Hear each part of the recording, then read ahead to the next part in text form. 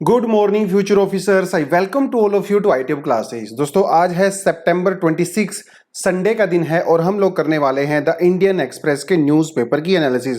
वैसे देखा जाए तो संडे का दिन फंडे का होना चाहिए, किसी को पढ़ना नहीं चाहिए, घूमिए फिरिए, ऐश करिए, बुक्स पढ़िए, अच्छी की कहानी पढ़िए, मूवी देखिए। लेकिन यूपीएससी एस्पिरेंट की ज़िंदगी में कोई संडे नहीं होता है, every day is a learning day. इसलिए हम लोग आज भी न्यूज़पेपर की एनालिसिस करने वाले हैं। चलिए आज सीधा शुरुआत करते हैं फ्रंट पेज से। तो फ्रंट पेज पे जो पहली न्यूज़ है वो है पीएम मतलब प्राइम मिनिस्टर ने कहा है democracy to diversity, terror fight to vaccine, when India glows so does the world. देखिए क्या कह रहे हैं, मोदी जी गए हुए हैं अभी अमेरिका में, आप फोटो भी देख सकते हो। ये चारों क्वाड के मेंबर है भैया, ये ऑस्ट्रेलिया वाले हैं, ये यूएसए वाले हैं, इंडिया वाले हैं और जापान वाले हैं। तो ये क्वाड के मेंबर हैं। मोदी जी वहाँ पे गए हुए हैं, क्यों गए हुए हैं? देखिए वहाँ पे उनको कई सारे काम करने हैं। एक तो जो क्वाड की मीटिंग है वो करनी है, सबसे बड़ी चीज़ है वो है यूनाइटेड नेशन जनरल असेंबली के अंदर उनको एड्रेस करना है ना, उनका एड्रेस वहाँ पे देना है। और भी कई सारे मुद्दे हैं, बायलैटरल टॉक्स भी करने वाले हैं इधर उधर। तो मोदी जी गए हुए हैं वहाँ पे, काफ़ी समय के बाद जो है फिजिकल मीटिंग हो रही है इस तरह की, क्योंकि कोविड के समय में आपको पता है कि ट्रैवलिंग बंद था, बहुत सारे लीडर ट्रैवल नहीं कर पा रहे थे, तो वो सारी समस्याएं थी। पाकिस्तान के प्राइम मिनिस्टर अभी भी ट्रैवल नहीं कर पाए क्योंकि उनके पास पैसा नहीं है और प्लेन वगैरह का उड़ाने के लिए उनके पास फ्यूल नहीं है, तो वो तो नहीं जा पाए। खैर इंडिया वाले गए हैं डेफिनेटली। हमारे मोदी जी तो वेट ही करते रहते हैं कब मौका मिले उनको बाहर निकलने का, तो मुश्किल से मौका मिला तो क्यों छोड़े भैया। अब बात यह है कि वहाँ पे मोदी जी ने बहुत शानदार स्टेटमेंट बोली है। उन्होंने कहा है that India is mother of all democracy, mother of all democracy. यानी कि इंडिया में जो डेमोक्रेसी है, जो जमहूरियत है, इसके रूट्स बहुत पुराने हैं। एंशंट हिस्ट्री, मेडिवल हिस्ट्री और मॉडर्न टाइम में इंडिया में जो डेमोक्रेसी है ना, इसके रूट्स बहुत पुराने हैं, ऐसा मोदी जी ने वहाँ पे बोला है। तो हम लोग कई सारे मुद्दों पे बात करने वाले हैं वहाँ पे जाने के बाद। जैसे हम लोग कोविड के बारे में बात करने वाले हैं, डेफिनेटली क्लाइमेट चेंज के बारे में बात करने वाले हैं, क्योंकि COP26 होने वाला है ग्लासगो के अंदर, है ना, COP26 होने वाला है। और भी बहुत सारे मुद्दे हैं, जैसे इंडो पैसिफिक वाला रीजन है, इसको लेके हम लोग मुद्दा करने वाले हैं। चाइना और पाकिस्तान को लेके भी वहाँ पे कुछ स्टेटमेंट वगैरह दी गई हैं, तो मतलब जो भी मुद्दे हैं वो लोग आपस में यहाँ पे बात करने वाले हैं। तो ऐसा मोदी जी वहाँ पे गए हैं। थोड़ा सा आपको मैं इन्फॉर्मेशन दे देता हूँ कि जो यूनाइटेड नेशन जनरल काउंसिल है, जिसे मतलब असेंबली UNGA, ये तो चलिए हो गया। एक है हमारे पास यूनाइटेड नेशन सिक्योरिटी काउंसिल, जिसके अंदर 5 परमानेंट मेंबर हैं और 10 नॉन परमानेंट मेंबर हैं, और इंडिया एक नॉन परमानेंट मेंबर है। बहुत समय से यूनाइटेड नेशन सिक्योरिटी काउंसिल को एक्सपेंड करने की बात चल रही है और इंडिया भी इसके लिए एक दावेदार है कि भैया हमें भी आप परमानेंट मेंबर बनाइए, हमें पीछे क्यों छोड़ रखा है। आज इंडिया दुनिया की one of the 3rd largest economy है, तो न्यूक्लियर पावर भी है, पॉपुलेशन भी बहुत ज़्यादा है और डेमोक्रेसी में बिलीव भी करती है। तो इंडिया उन सारे क्राइटेरियाज को फॉलो करती है जो यूनाइटेड नेशन सिक्योरिटी काउंसिल के परमानेंट मेंबर के लिए होना चाहिए। सिर्फ इंडिया ही नहीं, 4 ऐसी कंट्री हैं जिसे कहा जाता है G4 ग्रुप कहा जाता है। इस G4 में आपका आता है ब्राज़ील, जर्मनी, जापान और इंडिया। ये 4 कंट्री का ग्रुप है G4, जो बार बार यूनाइटेड नेशन सिक्योरिटी काउंसिल को एक्सपेंड करने की बात करते हैं। चलिए ये हो गया। एक इंटरेस्टिंग चीज आपको यहाँ पे बताता हूँ, एक और ग्रुप है जिसे कहा जाता है कॉफी ग्रुप।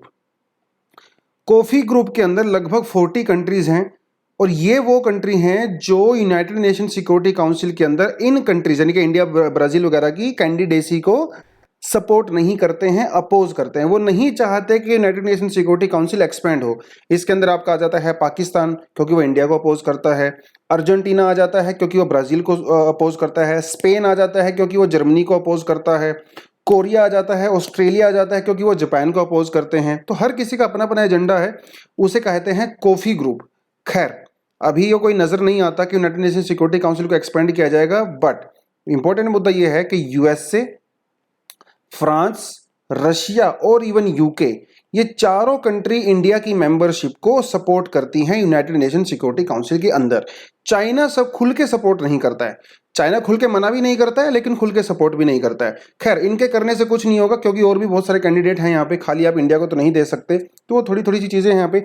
हालांकि इंडिया के पास 1950s में समय था, इंडिया के पास ऑफर भी था, समय भी था, डिमांड भी थी, इंडिया उस समय यूनाइटेड नेशन सिक्योरिटी काउंसिल का मेंबर बन सकता था परमानेंट, लेकिन इंडिया बना नहीं, बल्कि इंडिया ने चाइना के नाम को सपोर्ट किया। देखिए वो यार 70 साल की पुरानी बात है, वो समय अलग था, उस टाइम पे हमारे लीडर्स अलग थे और हमें नहीं पता था कि यूनाइटेड नेशन सिक्योरिटी काउंसिल एक कितनी पावरफुल संस्था बन जाएगी। इंडिया नॉन अलाइनमेंट मूवमेंट को फॉलो करता था, तो इसलिए इंडिया को जो है किसी ग्रुपिंग का पार्ट नहीं बनना चाहता था। देखिए आज आज उस समय के लीडर्स को और उस समय को जज करना आसान है, लेकिन उस समय में इंडिया लगभग 200 साल की स्लेवरी से बाहर निकला था और सिचुएशन कुछ अलग थी, इंडिया की इतनी कैपेसिटी नहीं थी, तो इसलिए उस समय जो डिसीजन लिए गए उस समय के हिसाब से आज जो समय लिए डिसीजन लिए जा रहे हैं वो आज के हिसाब से हैं। हो सकता है 100 साल के बाद 150 साल के बाद हम इसी पॉलिसी को गाली देंगे, आज हम इस पॉलिसी को फेवर कर रहे हैं। तो समय के हिसाब से चीज़ें चेंज होती हैं, वैल्यूज चेंज होती हैं, ज़रूरतें चेंज हो जाती हैं। और जियो पॉलिटिक्स तो एक गेम ही ऐसा है, जियो पॉलिटिक्स तो आपका हर साल 2 साल के बाद 6 महीने के बाद चेंज होता रहता है, ठीक है। तो वही बात है, पूरा दोबारा से पीएम और बाइडेन इन्होंने आपस में बातचीत करी है, जो भी आपको मैंने बताया। अफगानिस्तान का मुद्दा इन्होंने काफ़ी यहाँ पे खड़ा किया है, पाकिस्तान वाला मुद्दा भी खड़ा किया है, क्योंकि पाकिस्तान अफगानिस्तान में को डायरेक्ट सपोर्ट करता है। इवन पाकिस्तान ने यूनाइटेड नेशन जनरल असेंबली के अंदर में ये अपील की है पूरी दुनिया को कि आप तालिबान को थोड़ा समय दीजिए, तालिबान पे भरोसा रखिए, तालिबान बदल गया है। लेकिन भैया तालिबान बिल्कुल भी नहीं बदला है। कल की खबर है, 25 तारीख की खबर है कि उन्होंने 4 लोगों को, जिनके ऊपर कुछ किडनैपिंग के चार्जेस थे, उनको सरेआम क्रेन के ऊपर लटका दिया गया और वो दिन भर उस क्रेन के ऊपर फांसी लटके रहे और पूरी दुनिया उनको आगे देखती रही, चौराहे के ऊपर उनको लटका दिया गया। तो तालिबान नहीं सुधरने वाला है। तो जो तालिबान 20 साल पहले था वही तालिबान आज भी कर रहा है।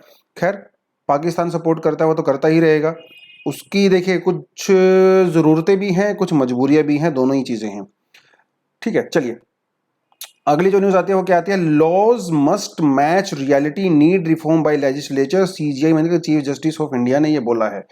देखिए चीफ जस्टिस ऑफ इंडिया किसी प्रोग्राम के अंदर गए हुए थे, उस प्रोग्राम में उन्होंने एक ये बात बोली जो इंपॉर्टेंट है और सबको पता भी है। उन्होंने कहा कि इंडिया में जो जुडिशियल सिस्टम है वो इंडियन नहीं है, वो फॉरेनर से आया है, वो ब्रिटिश सिस्टम है। आज भी हम लोग ब्रिटिश सिस्टम फॉलो करते हैं।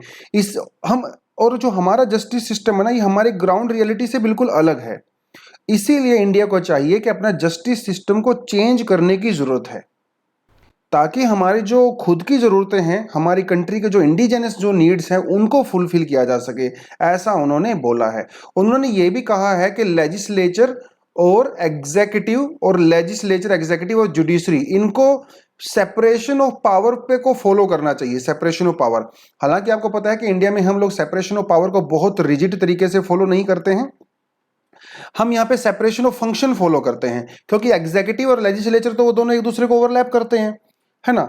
चलिए यहां पे मैं आपसे कुछ पूछना चाहता हूं, आप ये बताइए कि separation of power Indian constitution में कौन से आर्टिकल में मेंशन है, डायरेक्टली और इनडायरेक्टली, ठीक है। हिंट मैं आपको दे देता हूं, एक डीपीएसपी है, उसके अंदर एक मेंशन किया गया है। उसके अलावा कुछ और भी प्रोविजंस हैं जहां पे सेपरेशन ऑफ पावर की बात करता है। मुझे याद है मैं पास्ट में आपको वो करवा चुका हूं, बता चुका हूं।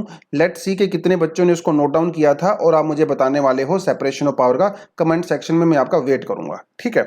चलिए ये कोई खास न्यूज़ नहीं है, लेकिन इस न्यूज़ से ये पता चलता है कि जो जनरल जो लोग हैं, जो पॉपुलेशन है, स्पेशल इवन जो पढ़े लिखे लोग भी हैं वो भी के कुछ खास कम्युनिटीज़ को लेके किस तरह से वो एटीट्यूड रखते हैं।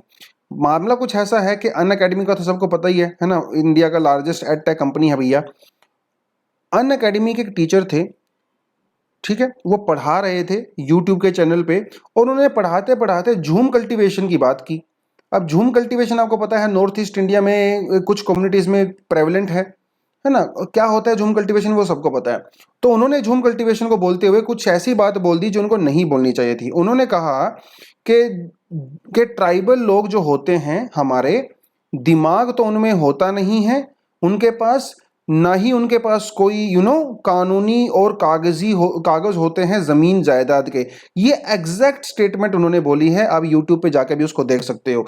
तो ये स्टेटमेंट कितनी ज़्यादा एक माइंडसेट दिखाती है हमारी जो ट्राइबल कम्युनिटीज़, जो पहले से ही वो एजुकेशनली सोशली बैकवर्ड भी हैं और जो मेन स्ट्रीम का पार्ट नहीं है, तो पहले से ही वो इतनी ज़्यादा प्रॉब्लम फेस क्रिएट करते हैं। ऑफ कोर्स और उस कम्युनिटी को लेके कितने ज़्यादा यहाँ पे उन्होंने अपने विचार, जो नहीं होना चाहिए था, बहुत रिग्रेसिव माइंडसेट है मैं तो बोलूँगा। और देखिए उनके पास लैंड रिकॉर्ड भी होते हैं, और ऐसा कहना कि उनके अंदर दिमाग नहीं होता, ये अपने आप में दिखाता है कि जो आदमी इसको बोल रहा है उसके अंदर खुद दिमाग नहीं है। तो ये थोड़ा सा है, अभी उसके ऊपर एक्शन क्या लिया जाएगा वो सारी सारी चीज़ें हैं। हमारे लिए कोई खास इंपॉर्टेंट न्यूज़ नहीं है, लेकिन कई बार जीएस पेपर 4 में वो कई बार पूछ लेता है इस तरह की एटीट्यूड वाली प्रॉब्लम्स, तो इसको आप वहाँ पर डाल सकते हो कहीं ना कहीं।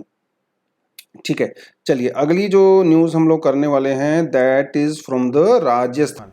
Marriage bill gives legitimacy to child marriage, NCPCR tells Rajasthan. तो आप इसको जीएस पेपर 2 से कवर करते हो, और सिर्फ जीएस पेपर 2 से ही नहीं, आप इसको जीएस पेपर 1 में, आप इसको सोसाइटी वाले पोर्शन से और जीएस पेपर 2 में सोशल जस्टिस वाले पोर्शन से भी कवर कर सकते हो। ठीक है, जहां पे आपको फिट लगे। अब मामला क्या है? मामला है चाइल्ड मैरिज का मामला है। चाइल्ड मैरिज, इंडिया में चाइल्ड मैरिज इलीगल है। Prohibition of child marriage act 2006 के तहत child marriage is completely illegal, और ये एक सेंट्रल एक्ट है। इसमें जो लोग बच्चे की शादी करवाते हैं, परफॉर्म करते हैं, कंडक्ट करते हैं, डायरेक्ट करते हैं, उनको भी रिगरस पनिशमेंट इम्प्रिजनमेंट का प्रावधान है। रिगरस इम्प्रिजनमेंट ही नहीं, उसके अलावा उनके ऊपर 1 लाख रुपए का फाइन भी लगाया जा सकता है। ऊपर से सेक्शन 11 ये कहता है कि prohibition of child marriage act कहता है कि हम लोग चाइल्ड मैरिज को सोलेमनाइज नहीं कर सकते, मतलब उसको लीगल घोषित नहीं कर सकते। ये थोड़ा सा मामला है। लेकिन अभी करंट में क्या हो रहा है? करंट में हुआ ऐसा कुछ हुआ कि राजस्थान के अंदर Rajasthan compulsory registration marriage bill pass किया गया 2021 में, जो ये कहता है कि अगर किसी बच्चे की शादी हो गई हो तो जैसे ही वो बच्चा 18 साल का होता है तो उसको अपनी मैरिज रजिस्ट्रेशन करवानी पड़ेगी। मतलब अगर किसी बच्चे की शादी 12 साल की हुई है तो 18 साल के होते ही उसको अपनी मैरिज रजिस्ट्रेशन करानी पड़ेगी। अब सरकार का ये कहना है कि पोजीशन का ये कहना है कि ये शादी को लीगल कर रहा है, जो कि नहीं होना चाहिए। इससे चाइल्ड मैरिज को बढ़ावा मिलेगा, ऐसा पोजीशन का कहना है। राजस्थान का सरकार का कहना है कि ऐसा बिल्कुल भी नहीं है, हम सिर्फ शादी को रजिस्टर करने के लिए बोल रहे हैं, हम उसको लीगल डिक्लेयर नहीं कर रहे हैं। क्योंकि शादी को रजिस्टर करना इज ए डिफरेंट थिंग, शादी को लीगल डिक्लेयर करना इज ए डिफरेंट थिंग। क्योंकि सुप्रीम कोर्ट ने कुछ समय पहले एक वर्डिक्ट सुनाया था, एक डिसीजन दिया था, और सुप्रीम कोर्ट ने कहा था कि इंडिया में जो भी मैरिज होती हैं उनको रजिस्टर करना कंपलसरी है। ऐसा सुप्रीम कोर्ट ने कहा था अश्विनी कुमार केस में 2006 में। तो राजस्थान सरकार कह रही है देखो यार, मैं तो सुप्रीम कोर्ट के आदेश का पालन कर रहा हूं, इसलिए मैं रजिस्ट्री उसको करवाने वाला हूं। अपोजिशन वाले कहते हैं कि नहीं नहीं, तुम लोग चाइल्ड मैरिज को लीगल डिक्लेयर करना चाहते हो और इस प्रथा को और ज़्यादा बढ़ावा मिलेगा। तो ये पूरी की पूरी न्यूज़ यहाँ पे थी। थोड़ा सा फ्यूचर में भी इसके बारे में डेफिनेटली कुछ ना कुछ आने वाला है, तो हम उसको पढ़ेंगे। ठीक है, अगली जो न्यूज़ आती है वो आती है UP CM says Moplah rebellion planned genocide. देखिए ये न्यूज़ हमारे लिए इंपॉर्टेंट नहीं है, पूरा पॉलिटिकल न्यूज़ है, लेकिन जो हमारे लिए इंपॉर्टेंट है वो हम यहाँ से क्या देख सकते हैं, मोपला रिबेलियन के बारे में देख सकते हैं। मोपला रिबेलियन जो है वो केरला में हुआ था 1921 में।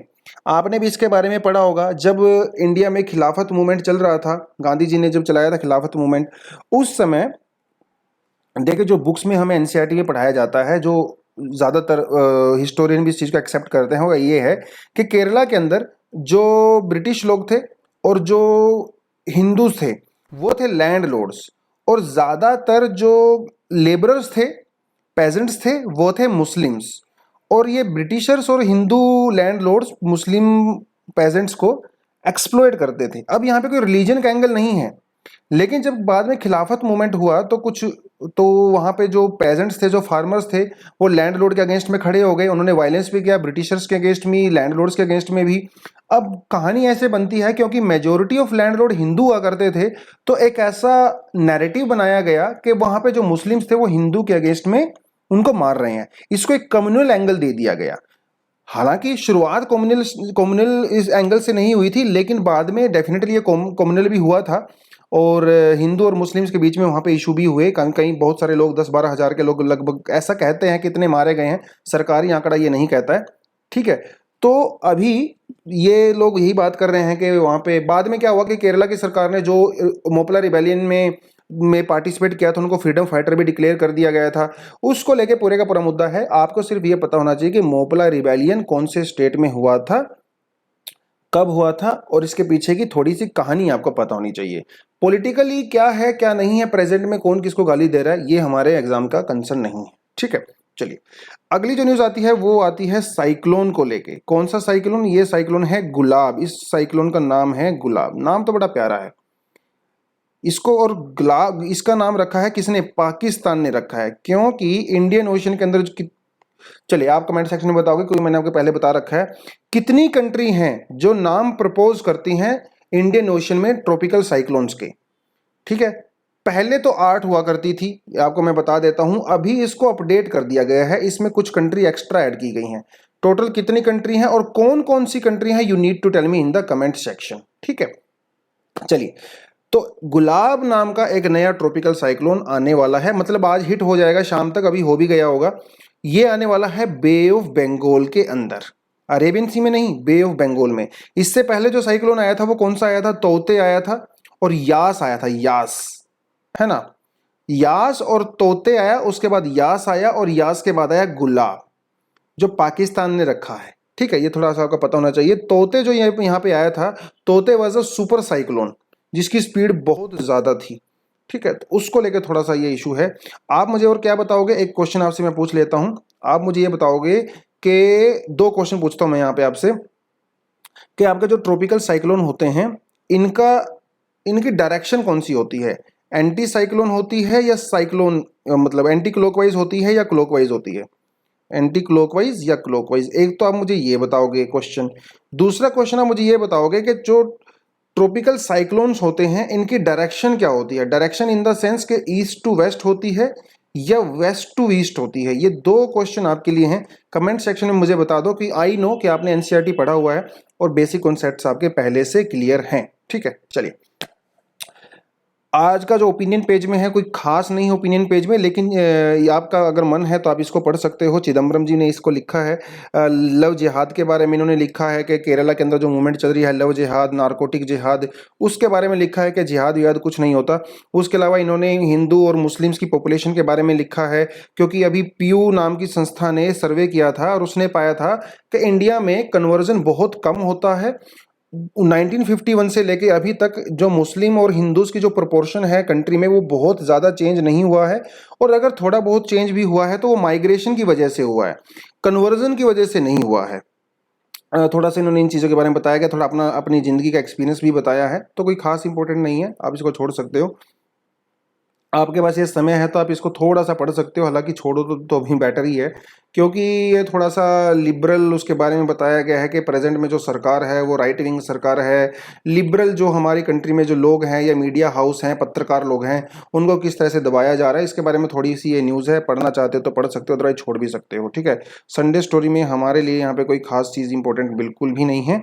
इकोनॉमी सेक्शन में आप एक थोड़ा सा अगर देखना है तो आप ये देख सकते हो, लैंड रिकॉर्ड डिजिटाइजेशन। देखिए सरकार ने, या फिर आप कह सकते हो कि आरबीआई ने बैंकों से स्टेटस मांगा है, क्योंकि ये बैंकों की जिम्मेदारी है कि सारे लैंड रिकॉर्ड को डिजिटाइज करना है।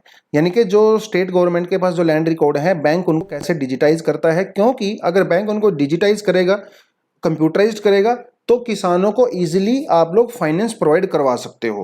तो ऐसा कुछ उन्होंने बोला है। अभी तक इंडिया में कर्नाटका, राजस्थान, केरला, यूपी, गुजरात, मध्य प्रदेश, आंध्र प्रदेश, तेलंगाना वगैरह में जो लैंड रिकॉर्ड है किसानों के वो फुल्ली डिजिटाइज हो चुके हैं। दूसरी स्टेट्स में नहीं है, स्पेशली महाराष्ट्र में सबसे कम हुए हैं। तो इसके बारे में उन्होंने थोड़ा सा बोला है। अपार्ट फ्रॉम दैट यहाँ पे थोड़ी ये भी समस्या है कि अगर लैंड रिकॉर्ड डिजिटाइज हो जाएंगे तो फ्रॉड कम होगा, क्योंकि अभी लोग क्या करते हैं, वो फालतू के पेपर वेपर दिखा के लोन वगैरह ले लेते हैं और फ्रॉड करते हैं। अगर आप लैंड रिकॉर्ड डिजिटाइज कर दोगे तो बैंकों के पास एग्जैक्ट इन्फॉर्मेशन होगी कि कितने, कौन से फार्मर के पास कितनी ज़मीन है, तो वो फ्रॉड वगैरह यहाँ पे नहीं हो पाएगा। उसके अलावा पब्लिक सेक्टर लैंडिंग की भी बात की गई है। अगर आपके पास प्रॉपर लैंड रिकॉर्ड होंगे किसानों के, तो आप उनको प्रॉपर तरीके से लैंडिंग कर सकते हो, उनको क्रेडिट दे सकते हो। हमारी कंट्री में ये रूल है कि बैंक जो भी क्रेडिट देते हैं, जो भी लोन देते हैं, उसका 40% पब्लिक सेक्टर लैंडिंग के तहत होना चाहिए। Public primary priority sector lending. Priority sector का लैंडिंग में होता है जैसे आपका एजुकेशन, आपका एग्रीकल्चर, सेल्फ हेल्प ग्रुप्स, आपका एसएमएसी जो होते हैं, MSMEs, small and medium enterprises, इन सबको प्राइमरी प्रायोरिटी सेक्टर बोलते हैं। तो 100 रुपये अगर कोई बैंक देता है लोन में तो 40 रुपये कम से कम इस सेक्टर को जाना चाहिए। और ये ठीक है, तो ये थोड़ा सा इसके बारे में यहाँ पे बताया गया है। अगली जो न्यूज़ आती है वो यूरोप से आती है। यूरोप में उन्होंने कुछ ऐसा कहा है, उन्होंने कहा है कि जो भी इलेक्ट्रॉनिक डिवाइसेस हैं सभी के अंदर USB-C नाम का, मतलब जो हमारे पास चार्जर होता है ना, वही होना चाहिए, स्पेशली मोबाइल डिवाइसेस में। इससे यूनिफॉर्मिटी रहेगी।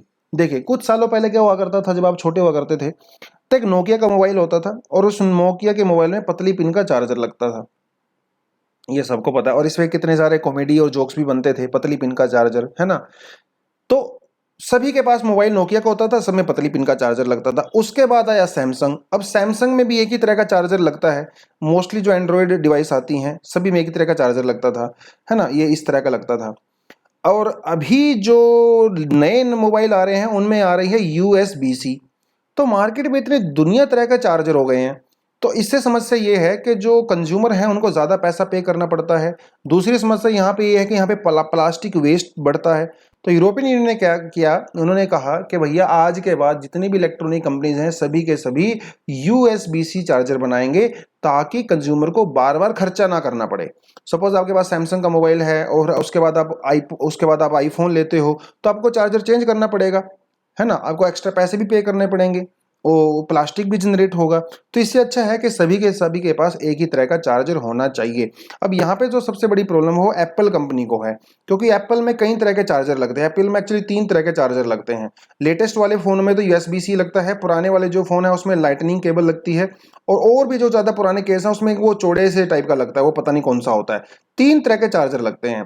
तो एप्पल ने कहा है कि नहीं नहीं, ये मूव बिल्कुल भी सही नहीं है, ये इससे इनोवेशन नहीं होगा, ये इनोवेशन को मारने की वाली बात है ना। लेकिन उन्होंने कहा है कि आप ज़्यादा मत बोलिए, इनोवेशन कुछ नहीं है, चुपचाप करके USB-C चार्जर आप बनाइए, नहीं तो आप बाहर जाइए, ऐसा उन्होंने कुछ बोला है। अगर बात करें फॉरेक्स की, इंडिया का फॉरेक्स रिजर्व थोड़ा सा कम हो गया। फॉरेक्स रिजर्व का मतलब होता है कि जो विदेशी मुद्रा भंडार, हिंदी में उसको बोलते हैं, फॉरेक्स रिजर्व बोलते हैं। तो 1.47 बिलियन घट के अभी $639.642 बिलियन रह गया है। अब फॉरेक्स के अंदर क्या क्या होता है, विदेशी मुद्रा भंडार के अंदर आपका गोल्ड होता है, गोल्ड रिजर्व होते हैं, SDR होता है, ट्रांच होता है जो IMF के साथ हम लोग करते हैं, स्पेशल ड्रॉइंग राइट्स IMF के साथ करते हैं, है ना, जो फॉरेन करेंसी होती है वो भी इसका पार्ट होती है। तो ये तो मैं आपको पहले बता चुका हूं। तो ये है फॉरेन रिजर्व का पार्ट। अगर आप देखो दुनिया में अगर आप देखो तो सबसे ज्यादा फॉरेन रिजर्व है चाइना के पास। अब यहाँ पे देख सकते हो, ये 3-4 दिन पहले की लिस्ट एक्चुअली विकिपीडिया से ली गई है। दूसरा है जापान के पास, तीसरा है स्विट्जरलैंड के पास, चौथे नंबर पे आता है इंडिया जिसके पास $639.642 बिलियन का फॉरेक्स रिजर्व है। बिल्कुल लेटेस्ट डेटा है, ठीक है। उसके बाद आता है रशिया, आता है ताइवान, आता है हांगकांग, आता है साउथ कोरिया और सऊदी अरेबिया। ये दुनिया की टॉप 10 सिंगापुर 10 कंट्री है जिसके अंदर देखिए चाइना के अंदर कितना सारा है, लगभग $3.5 ट्रिलियन का फॉरेक्स रिजर्व है। जापान के पास भी लगभग $1.5 ट्रिलियन का है। इंडिया के पास जो है ओनली $639 बिलियन। तो अभी तो काफी पीछे हम लोग। लेट्स होप कि हमारी इकोनॉमी थोड़ा और ग्रो करे, इन्वेस्टमेंट हमारी कंट्री में आए और ये बढ़े फ्यूचर में, हम तो इतना ही उम्मीद कर सकते हैं, है ना। चलिए अगली जो न्यूज़ आती है वो आती है वर्ल्ड से, दुनियादारी में। वही है USA और पाक के बारे में बात हो रही है, इसको हम लोग नहीं करने वाले हैं।